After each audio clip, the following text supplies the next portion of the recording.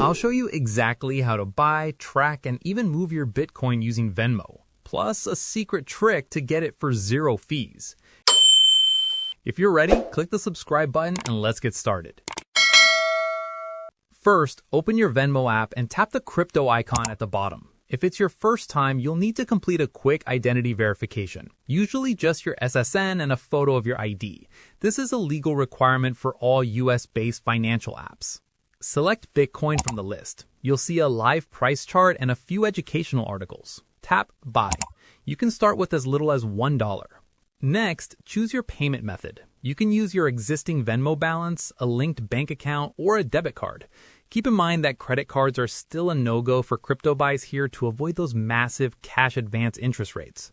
Now, let's talk fees. For small buys under $5, you'll pay about 49 cents. For anything over $1,000, Venmo charges a 1.5% fee.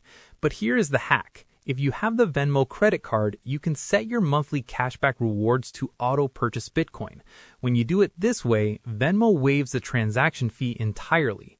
Once you buy, don't just forget about it. Toggle on price alerts for 5% or 10% daily changes so you get a push notification when the market moves.